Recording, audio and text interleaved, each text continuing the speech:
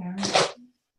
Good day, everyone, and welcome to day 2 of the Simple Scrapper 10th anniversary party. My name is Natalie Schmidt, and I'm happy to welcome you to today's first session, which is making the most of not being caught up, celebrating the gifts that time and perspective give to our stories. I just wanted to introduce myself a little bit. I've been scrapbooking since early 2002 when I was expecting my first child. I started off with Creative Memories as a paper scrapper. Since then, I have needed to transition to the digital scrapbooking, specifically because we moved overseas and I was producing albums, gift albums for grandparents and great-grandparents back in Canada. And I first started with that with scrapbooking software that was made with the photo book company. And then I sort of transitioned to Creative Memories, digital scrapbooking software. And then most recently, for the last 3 years, I'd say I used Photoshop Elements. I eventually envisioned myself becoming a hybrid scrapper because I do miss elements of paper scrapping for sure. Yeah, so that's a little bit about me. And I'd like to just take a couple minutes, and if everybody wouldn't mind either unmuting themselves and giving a little chat or typing in the text box, which if you haven't been to Zoom before, there is a little menu bar that when you hover over the picture at the bottom of the screen, a little menu bar will come up and there's a chat bubble there that you can click and it'll go over to the right-hand side that you can type. So my favorite thing about Simple Scrapper currently is the awesome community, its support and interaction and inspiration of everybody involved. And it's become quite a daily routine for me to go on first thing in the morning as I'm drinking my morning tea and interacting with the members. So I really appreciate the interaction. So Honoré, since you're up there and unmuted, would you mind sharing what you like about Simple Scrapper, what you've enjoyed over the last 10 years with Simple Scrapper? Well, community for sure, and I've certainly enjoyed watching us take advantage of the technology. I think we've almost arrived at nirvana. The current technology is just amazing. But the community is very supportive and provides all sorts of inspiration and guidance and comfort. And I just love the idea that we can be all over the globe and still have this heartbeat among us. It beats in synchrony.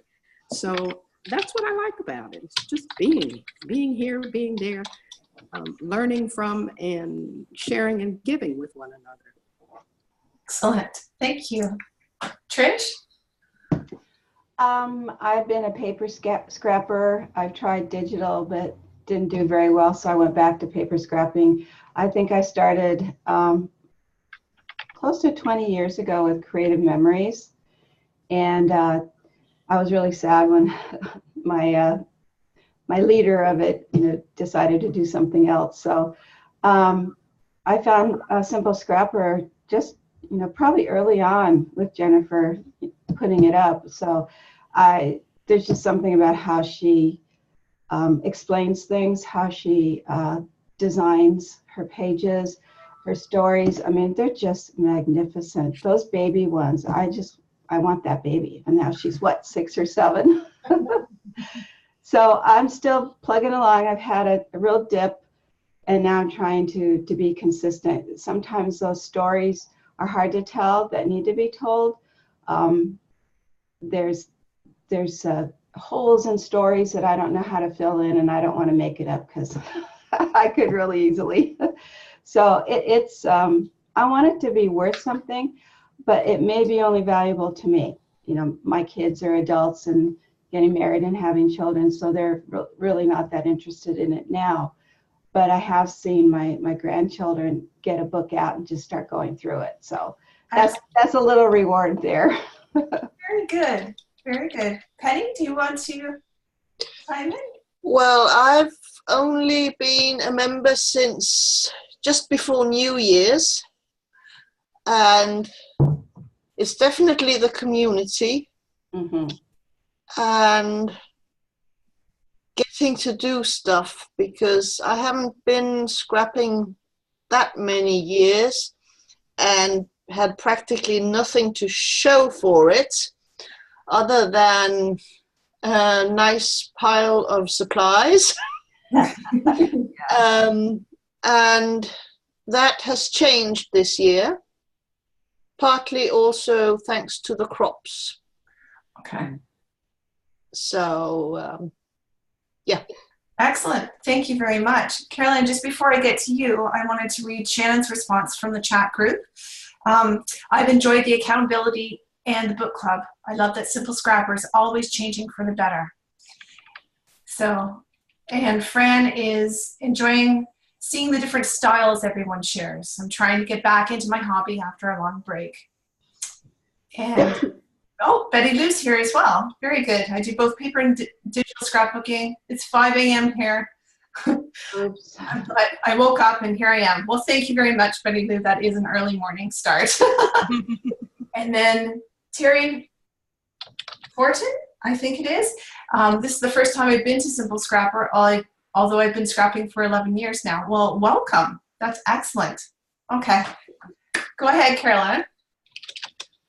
Well, what I like about Simple Scrapper, I won't repeat what I said last night, but I've been here for, it'll be coming up 2 years this coming spring. Just the friendliness of everybody. It feels very creative and open, and we can share stuff, and it just feels good.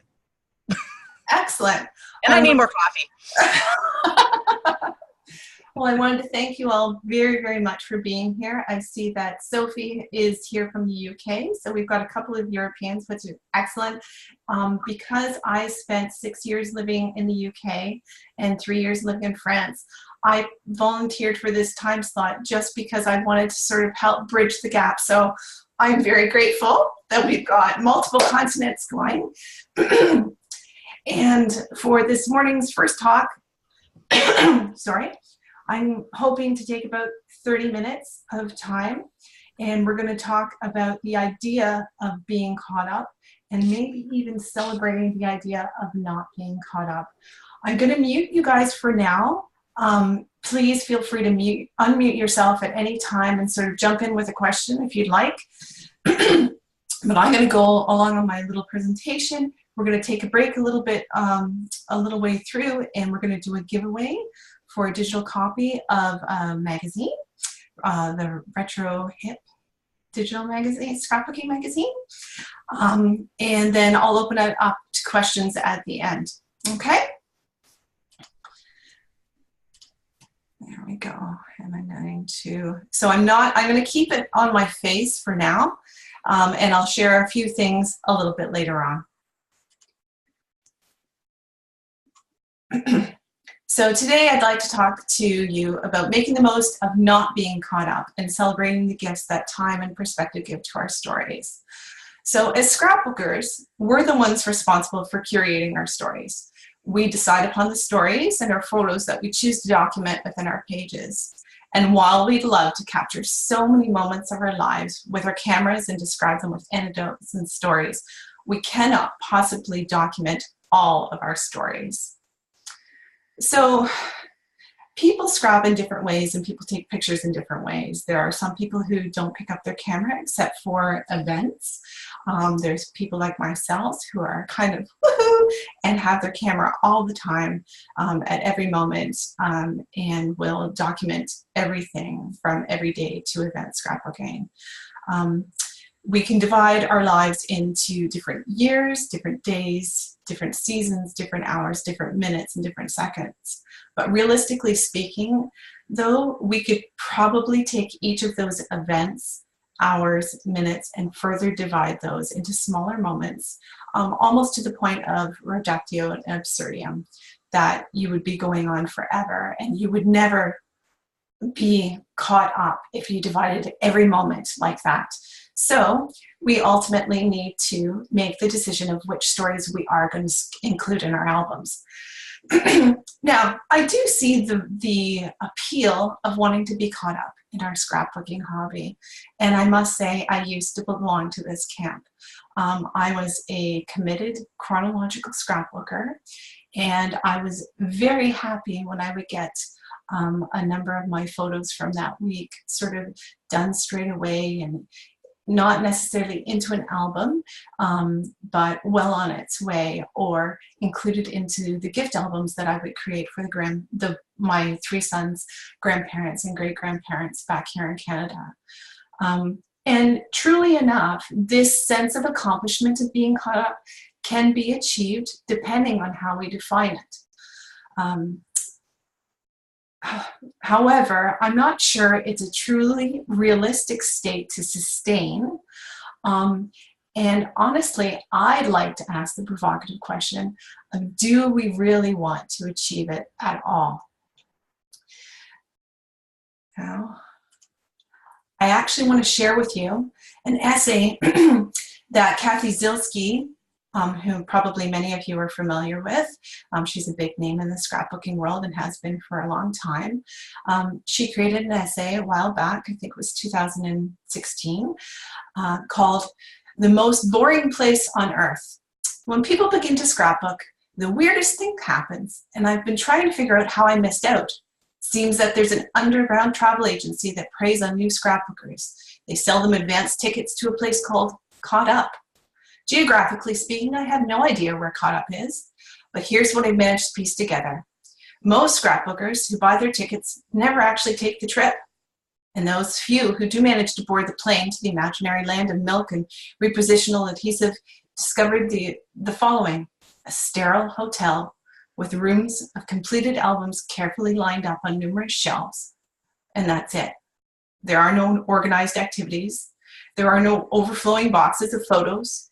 There aren't any scrapbooking supplies. There are only completed albums. Nice ones, mind you, but that's it.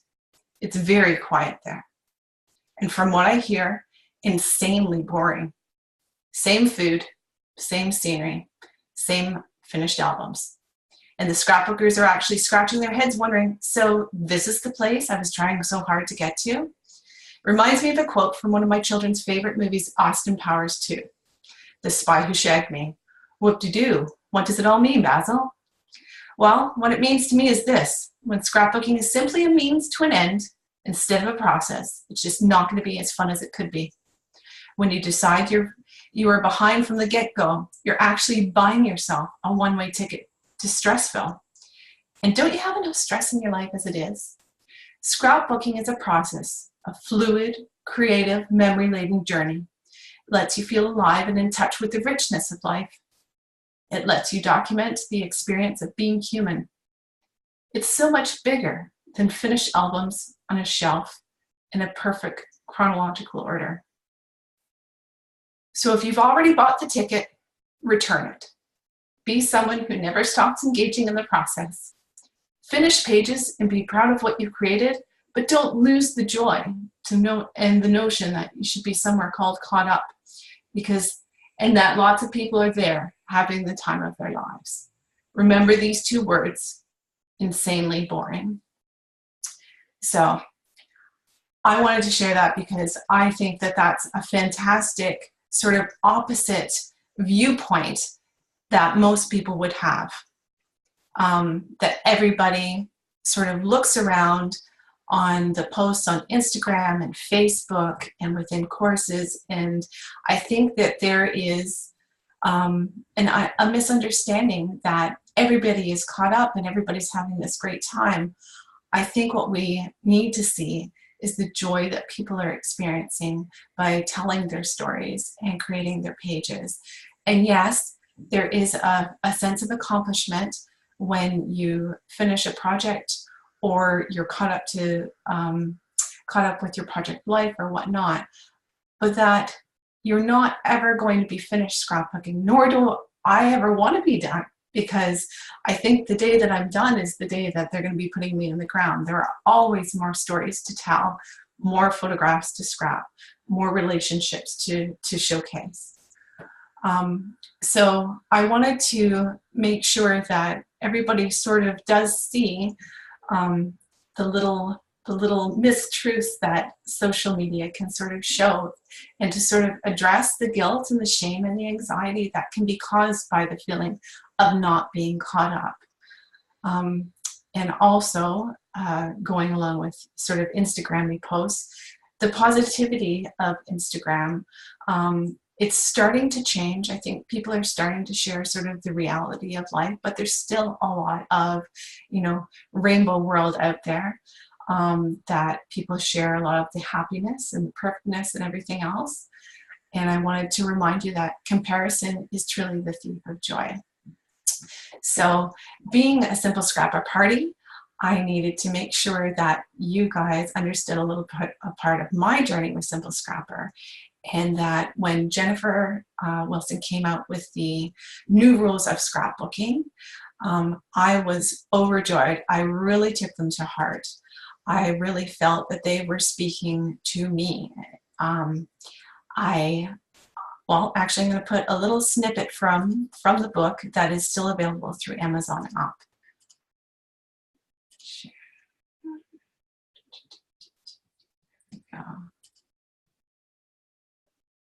So basically, I think there were old perceptions of if you started scrapbooking a certain way, say you started as a 12 by 12 scrapbooker, that you should continue in 12 by 12 scrapbooking because that's what you do.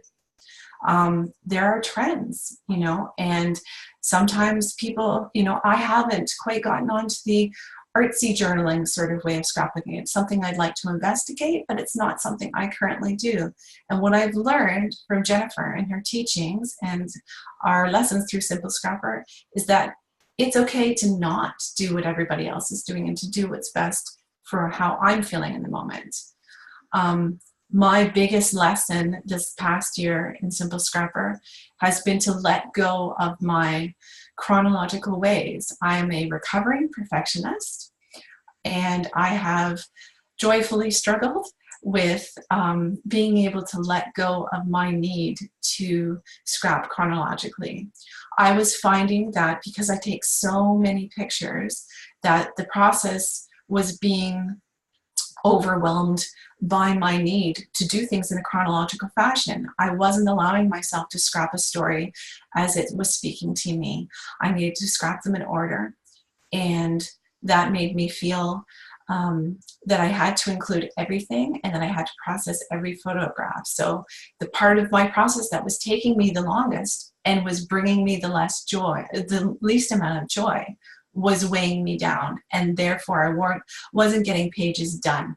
So that was a huge lesson for me. So I didn't need to start from the beginning. I could start from where I was, or I could mix it up. And that's actually what I'm currently choosing to do, is that I'm mixing up a few, pages from my current camera roll of this week. And then sometimes I'll go back and do some retrospective pages that you can mix it up and scrap as you like. And within a single project, you can actually mix up your styles, mix up your formats. You're not locked into anything.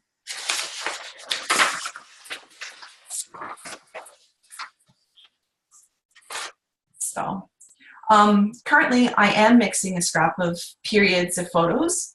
And I'm finding that if I scrap something almost immediately, I can either go two sort of ways. That sometimes I find that stories are very much not necessarily shallow, but they won't have as in-depth of journaling.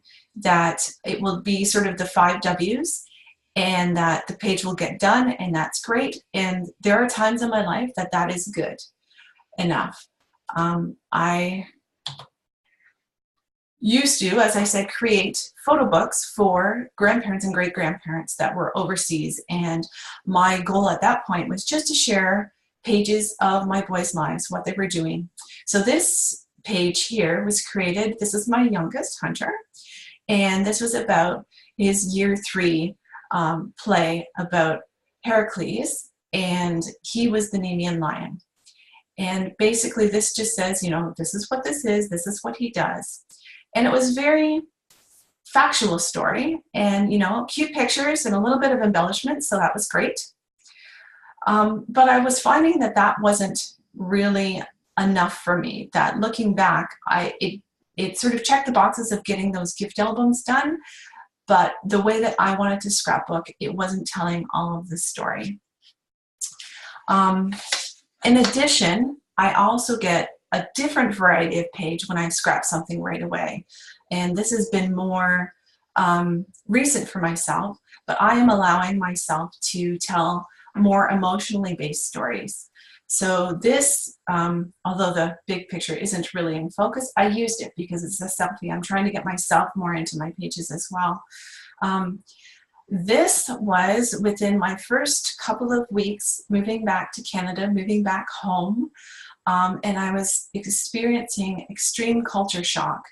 And people had warned me that moving back home after almost a decade away would be difficult. I think we have these expectations of when we move somewhere new, we're experiencing new people, new cultures, we're expecting change. But that when we come back to the place that's home, we don't expect much to have changed, and that's really not true. Time has marched on here as well. So I told this story about really having conflicting emotions because I was not necessarily shy, but I wanted to make connections, yet I wasn't really confident about leaving the house and putting myself up there. I was at a different stage in my life. Then when I moved overseas, the boys were young. And when you have a baby or a dog, it seems like you are in more situations where you can make friends more easily, you're out and about more, and you have more possibilities for interactions. And this is the story of the fact that now my kids walk themselves to school. We are very fortunate to be located by the school, so they get themselves to school. And the fact that I'm not willing to have another baby or to get a dog in order to make new friends. So it's a very sort of raw story that I would not have considered including in my scrapbook albums. But now that I'm scrapping just for us, rather than those gift grandparent albums, it sort of opened up my scrapping repertoire, and I can do one-off pages like this, and that's just fine. It's not a chronological album anymore. It's more the stories of us and our lives. So then I got to thinking of some of the pages that I had scrapped for those years that I was doing grandparent albums. And I ended up going back and taking that Mimi and Lion page, same pictures, same cute kid, same topic. However, I wanted to tell the story about how I felt. Really, it was the Nemean lion who was the hero in this story, not Heracles, because Hunter had gotten over his stage fright, and that unlike his bigger brother, who really loved to steal the spotlight whenever possible, Hunter chose the role of the Nemean lion because, number one, he liked the hood, the little costume part, and number two, the Nemean lion gets killed off within the first act, the first 2 minutes of the play, and that therefore he could take on a role that wasn't his speaking part. He got up there and he participated and he did his part. But he still wasn't up there for the majority of the play. So this was much more a deeper, more rich story. And that could have only occurred because I had allowed enough time to pass. I'm just going to check the chat box here. Oh, thank you, Dion. Yeah. I think moving, I was the kid who didn't like change at all. So moving overseas was a big thing for me. And moving back, I don't know why I expected it to be not so different, but it was definitely the hardest move was moving home, which is ironic, really. Let me see what my next example is here. So there's really no one right way to scrapbook, and there's no rule to say that once you're doing it one way, you can't change the way that you're scrapbooking or sharing your pages or your voice or the fact that you're including more journaling now, or you choose not to include as much journaling. I'm finding now that I maintain a chronological catalog of my photos, and that sort of gives me my sense of being chronological, but that I choose to scrap stories by their interest or their importance to me at that moment, and therefore I tend to be more productive and definitely more joyful while I'm scrapping.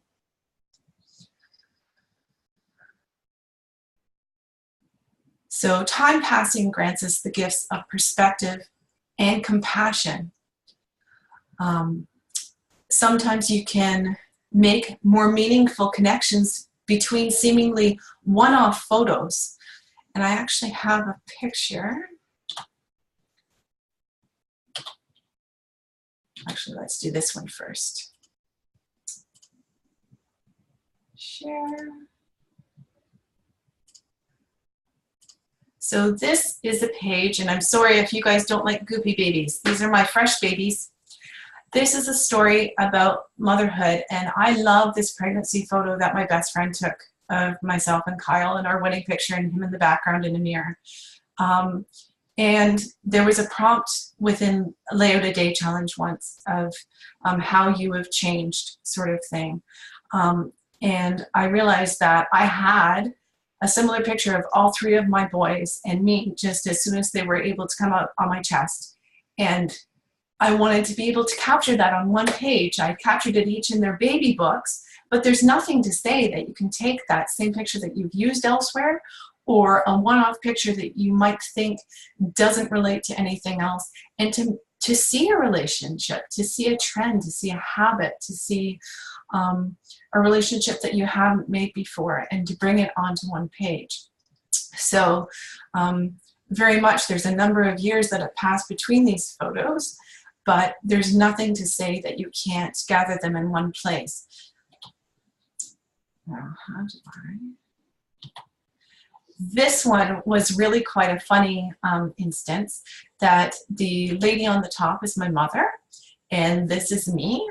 This was for my grade 8 graduation.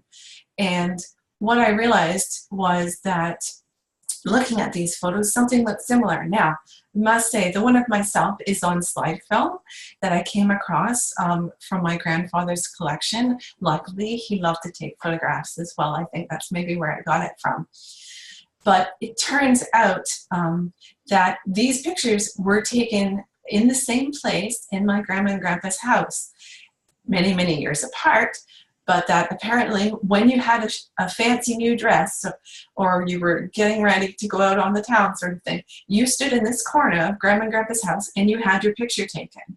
So I use this page as an opportunity to tell the story about sort of finding the picture, our dresses, and telling the story of my mom's dress, because there really wasn't enough of a story to sort of make a page of its own for that. And I really like the idea of comparing and contrast through the years. Oops.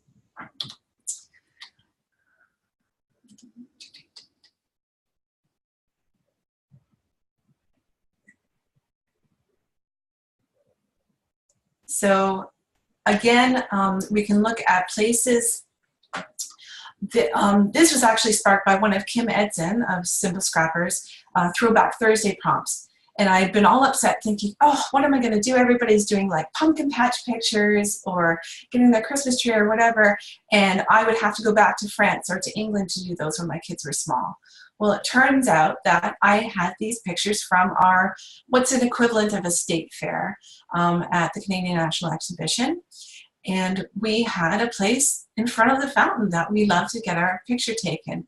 And I wanted to tell the story about why this tradition had become important for us. So again, just sort of a retrospective gathering of photos to make a collection and a news story that I would have scrapbooked the one of Dylan's first trip in 2006. I would have had a couple of pages for that year. But looking towards more of a compendium or a digest looking. Same sort of thing here. We always take the commuter train when we go to this fair.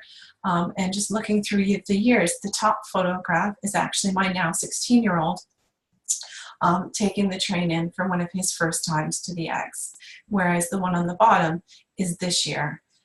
And I wish I could get myself into more photos. That is something I need to do, is to work more with my tripod and my timer. I do look for occasions to get myself in by laying the camera down or asking people, and that's what I did for the fountain pictures. But we'll talk more about that in the vacation photos one. And then again, here is another layout of just our favorite thing to do at this fair is to go around the food building, and basically you can eat your way around the world. But again, this isn't a chronological page, and doing pages like this has really given me a wonderful sense of freedom and playfulness and joy to sort through my collections of photos and decide what I'd like to share at that moment and make new relationships, that it doesn't always have to be just from A to B.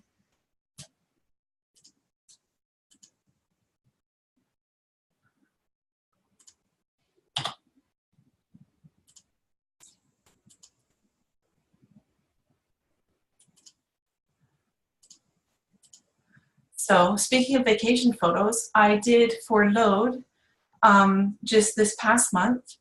I did a vacation photo layout.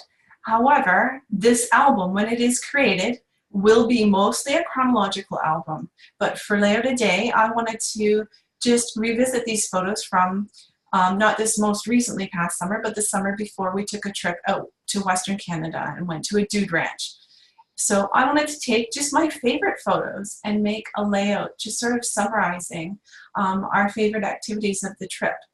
And yes, I will go back and I will do my chronological pages and go through sort of day by day of the vacation. But I felt that at that moment, it would bring me a lot of joy to just make this summary page.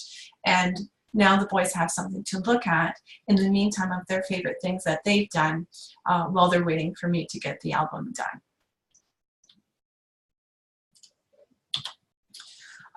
Another aspect of letting a little bit of time pass before you actually make your page is an emotionally charged one.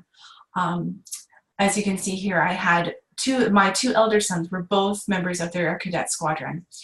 But recently, the 16-year-old had made the decision to leave the squadron. And when he told me on that Sunday night, I went from disappointment to rage to tears to every sort of emotion there was. And I needed to give myself a little bit of time before I made the page, lest it would have been a really different story that would have gotten told. So this was later in the week, after I had gotten a chance to take the picture of the last time he'd be in uniform with his brother. And I just told my perspective and working through the compassion of understanding that our children are not us. They will not have the same journey as we do. It is their journey to have. And it was a real big growing moment for myself. So I wanted to make sure that I documented that as well. So I guess that brings us to what pitfalls could we have if we do leave things too long? And this one's a little bit of a giggle. This was the day that my husband proposed to me. So it's now 21 years ago. And we only sat down to do this page last month. And although we'd all love to think that our memories are very active and capable of remembering things, we were having a good giggle about how we couldn't remember a lot of the minute details. We remembered the gist. We remembered the words.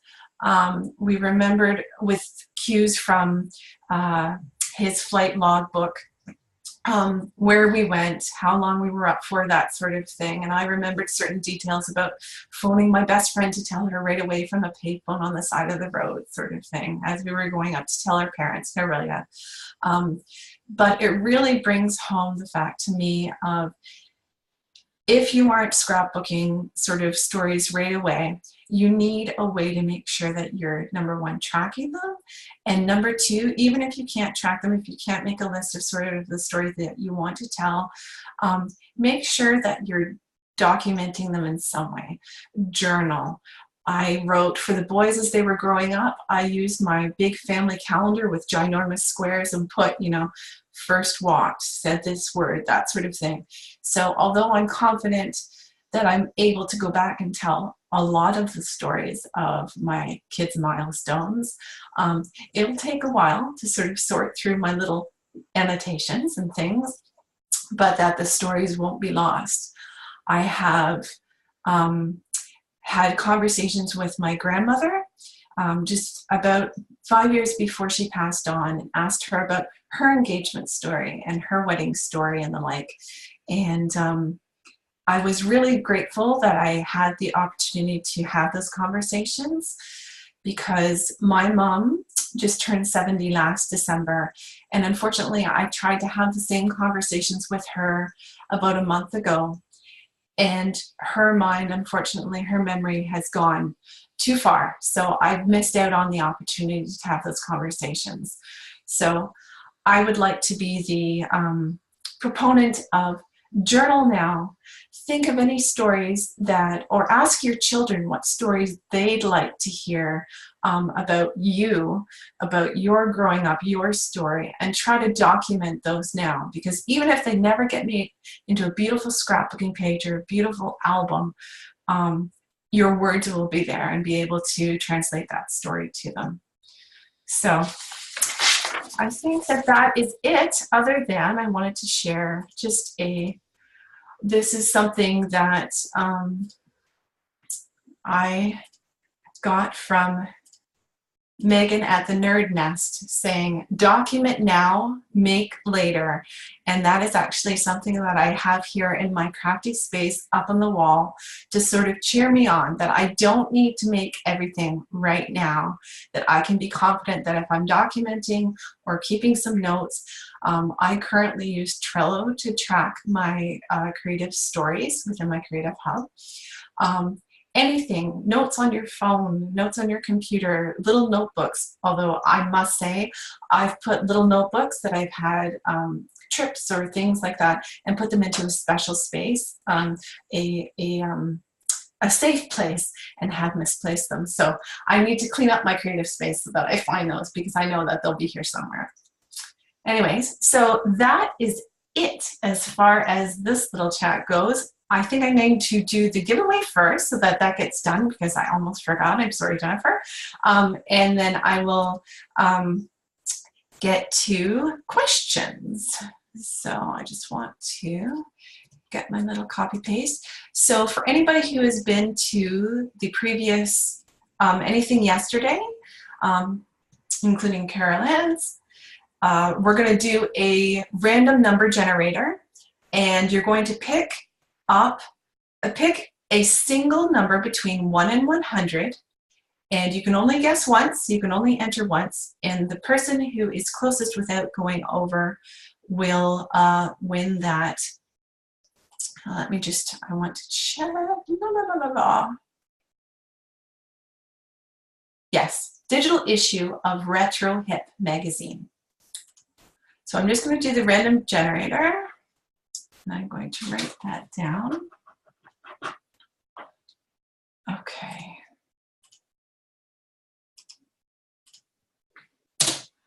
Oh, you guys are fast.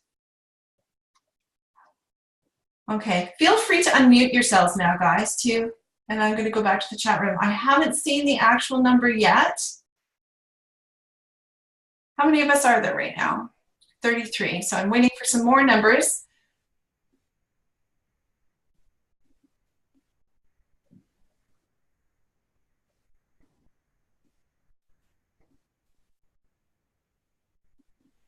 Okay, I'm going to give a couple more seconds. If you haven't entered a number, please do so now.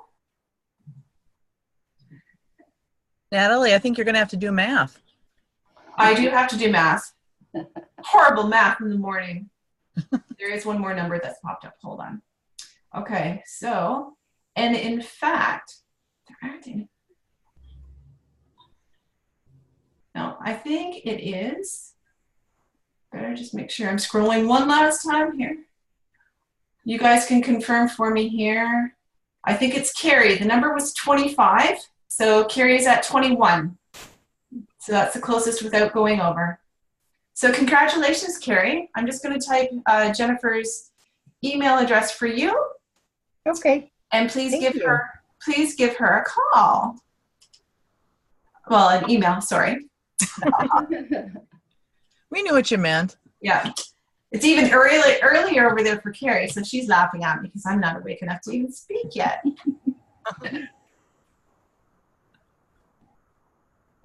Carrie, you're out of your car. I am. I'm in my proper scrap room now. Excellent. She was broadcasting from the car during my crop last. Oh my goodness. It was great. Very good. So I'm just going to scroll back up and see if there are any questions before we move over to the next chat. Or if you guys... Oh, I asked, it's Betty Lowe. Yeah, I asked you print your layouts and put them in an album, or whether you do photo books. Okay, so it used to be like for all of my trip albums that you'll get to see in a few minutes, I did do albums that are bound. Whereas my day-to-days, I now am doing Library of Memories sort of styling, and I do in 12 by 12 books. So I will print them out with persnickety, and then I'll put them in. So because I've even adopted Library of Memories, that takes me out of the chronological need as well. So I'm very confident that I can just do a story about us or a story about a place that we've gone or whatever. And I've even mixed it up within the album. It's almost as if I've gone full, like, swing of the pendulum of I used to be strictly chronological, and now within the albums, I actually think it's fun when the boys look around that they're not looking through, you know, their infancy, toddlerhood, that sort of thing, that they have to sort of look around to find that story of, oh, when was it that, you know, we did this or whatever, or they'll find a story that they've forgotten about. Because it's not like one of the gift albums that they're looking through, and you know, I think one of the reasons I'm doing it too is that my youngest, and I don't know if it's a youngest sort of thing because I'm an oldest child, but he gets quite upset when he finds an album that doesn't have him in it because he hasn't been born yet.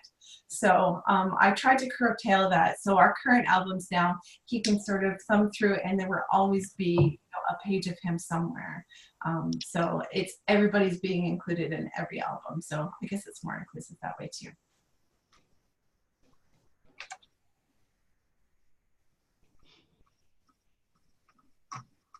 Very good. Okay. I'm going to, while you're reading, Yeah. I just want to share something else that I just thought of. My father took thousands of slides when I was a child and while I was growing up. And they used to be perfectly in chronologic order. And there were categories. There was like just the family, and my friends were separate sometimes. And my father's work was separate. And at some point in time, and he was older, maybe he was probably in his 70s, he like just upset them and put them back in different order. And I wonder whether he did that because of this sort of idea of seeing different connections. I'm going to have to ask him that. Yeah. It drove my mother absolutely crazy. But I never thought about what you just said about your son seeing himself in every album now. Yeah. I wonder what he thought about that. I'm going to see him today. I'm going to ask him. Yeah. I'm really big on now too, making sure if there's a picture that I really love, of, say, my husband doing something, say we're at an airplane museum or something, I really now ask him to journal about the story rather than myself, because I tell the story of seeing his passion, his enjoyment at the airplane museum, but I'll get him to journal about what it is he wants to, so that everybody feels more involved and included in the albums too. So I don't know, I like to get everybody involved. But yeah, people's perceptions, and I guess who you're scrapping for. I mean, I've changed completely from scrapping for the grandparents and great-grandparents and just doing a sort of little surface view to scrapping for us, and knowing that I'm keeping everything now that I'm scrapping. Because for those number of years, when those gift albums went out, I made them every 3 months. I was quite, regimented about it, but I never even kept a copy. So we had nothing for ourselves. I mean, heaven forbid, I know we'll get them back eventually, but we had nothing to sort of represent those years of our lives. And I kind of, looking back, especially with that Nimi and Lion example, I mean, I'm happy enough to go back and scrap those years with the stories that I really want to tell now, those deeper sort of stories. I mean, I'm the type of scrapper that prioritizes sort of photographs and journaling about the same, whereas I know that everybody is different. And there are times, I guess, within my vacation books that I might not have as much journaling, but for me, every sort of layout has to have pictures in a story. And if it can't have pictures, it still has to have a story with it. That's the type of scrapper I am. Yeah. Okay. Well, I think we're going to wrap this one up and we're going to get on to the next one. So I'm going to be very cheeky. I am going to ask for a 2-minute potty break. Okay, so I will join you ladies again in a minute. Oh, one more thing, sorry. Jennifer had mentioned to us that because we're recording these, and I've just pressed stop recording, that I actually have to ask you guys to sort of jump out and jump back in. So I'm going to, I guess it's like a little reset. Okay, so I will join you on the other side in just a couple minutes. I might actually come back in first, and then I'll go for my little break and come back.